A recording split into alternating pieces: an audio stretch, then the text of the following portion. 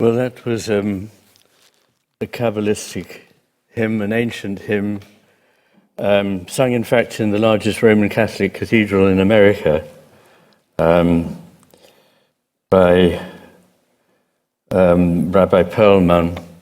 And I'm not going to say anything about it because it's absolutely beyond words, but I thought that it encapsulated much of what I want to say. I think we're experiencing here the triumph of devitalization over life. And the first step in recovering is to get the diagnosis right. What are we trying to achieve when we say recover our humanity?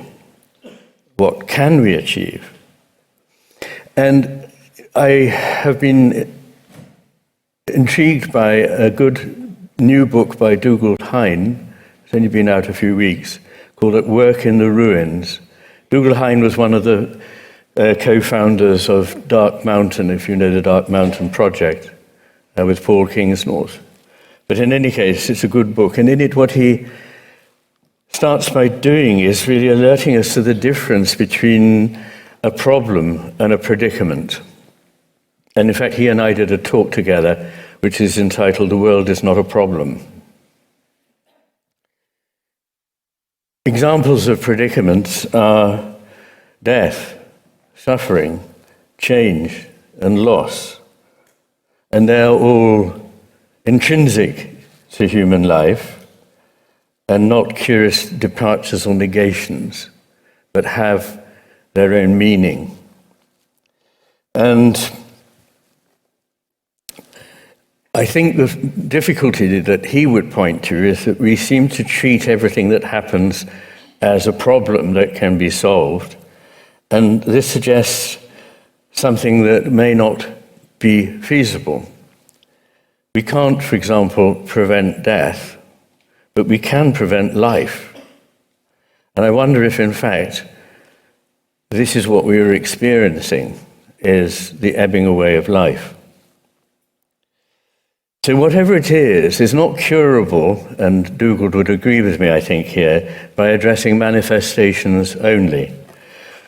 What we're facing are not isolated problems, which are just the result of bad luck or bad timing or bad judgment, but the expectable consequences of adopting an entirely coherent but ultimately malignant cast of mind. Back to Whitehead, who in Adventures of Ideas wrote, "I put forward as a general definition of civilization that a civilized society is exhibiting the 5 qualities of truth, beauty, adventure, art, and peace."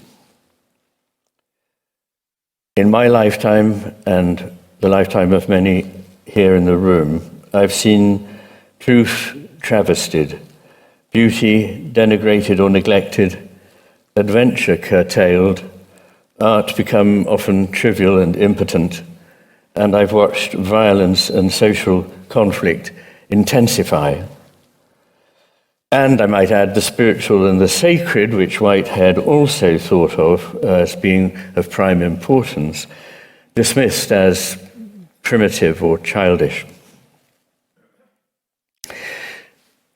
That's the overarching picture, but at the level of every day, in my lifetime, I've found something that we're being blinded to by the way in which it comes incrementally, and each increment is expressed to us as an improvement, as progress. But what I have noticed, and I've checked this out with other people in case it's just part of being an old fogey, but everyone, young and old alike, find that there is increasing and now colossal wastage of time, which equals life. That's what we have. And a lowering of standards to which you can expect people to operate so that things that used to work smoothly now constantly don't answer, don't work, break down, etc.